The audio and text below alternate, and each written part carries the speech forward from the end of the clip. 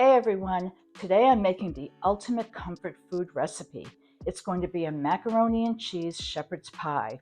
There'll be a wonderful creamy, cheesy layer of mac and cheese, and on the bottom a shepherd's pie made with barbecue sauce. This comes from a great restaurant called the Dinosaur Barbecue in Upper State New York. I've been lucky enough to eat there a few times. They do such creative things with barbecue ingredients. So please enjoy the video and please make this soon. I think you're going to love it. You're going to find the ingredients listed below in the description box, and you're going to find the full recipe at Diane's World Cooking on Facebook. Thanks for watching. You'll want one large onion, and you're going to peel it and dice it small, and you're going to use this both for the macaroni and cheese and for your shepherd's pie. You'll also need one large green pepper, and I'm using an Italian pepper. I really like them, but you don't have to. And you're going to dice it small too. And this is also going to be for both your mac and cheese and for your shepherd's pie. So just mix them all together and put them aside. And now I'm taking about 5 cloves of garlic and mincing it fine.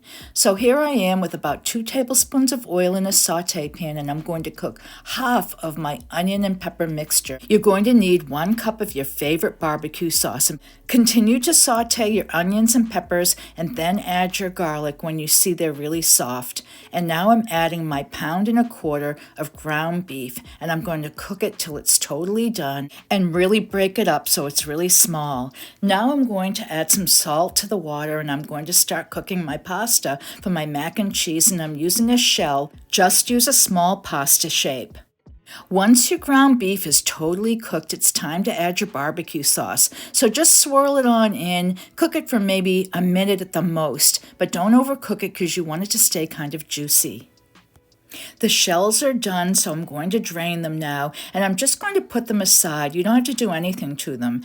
Now I'm going to start layering my shepherd's pie on the bottom of my casserole pan. I didn't grease it like the Dinosaur cookbook told me to, but in the end it came out just fine. You'll see. It's time to get the cheese ready, and I'm grating 1 cup of Reggiano Parmesan cheese. Now I have a sharp cheddar, and I'm going to need 3 cups of it. So I took a chance and cut this 1-pound piece in half, grated it, and I almost had enough. There you go. I just needed a little bit more, so I just put in maybe another ounce, and that worked out fine to make my 3 cups. I'm going to make the cheese sauce now, so I need 4 tablespoons of unsalted butter. I want to melt them in a heavy-duty pan, and I'm going to use 1/4 cup of all-purpose flour and whisk this really well and cook it for just a few minutes. Add 2.5 cups of whole milk and make sure that you whisk it right away to get all those little lumps out. They really smooth out easily, and now I'm adding a teaspoon of salt and some black ground pepper, and just stir until it gets nice and bubbly and thick. It only takes a few minutes. Now, once that's done, I can add in the cheese. And I want to make sure that I keep this on low because I don't want the cheese to burn. And I also have 2 teaspoons of Dijon mustard, and this really gives it a nice little pop. The recipe says to add a little bit of Tabasco sauce, but I didn't have any, so I would just add a few shakes into this. I've preheated my oven till 375, and now I'm cooking that second half of the onion and pepper mixture together. Make sure it's light golden brown, and I'm stirring that into my beautiful cheese sauce.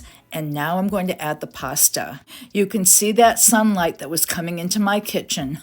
But now I'm going to take the macaroni and cheese, and I'm going to top off the shepherd's pie part of it. I like to go into the corners and give it big scoops, so I do this evenly. So just pop it on and be careful not to disturb the bottom, the shepherd's pie part. You're going to bake this for about 15 minutes. Our delicious mac and cheese shepherd's pie is done, and I can't wait to try this. The smell is wonderful. Got a little bit of light brown on some of the pasta noodles, which is really nice. You could probably put it right under the broiler if you wanted to have that effect, but I just think warming it up was the ideal thing to do. And I didn't grease the pan like the Dinosaur cookbook said, so it might be a little tough taking it out, but maybe not. I always like a 2-spatula method of taking out just about anything that's difficult to take out. And I hope you get to see what the bottom of this is going to look like. Lost a little bit of it, but let's see what we can do. It's pretty hot right now. I probably should have let it wait.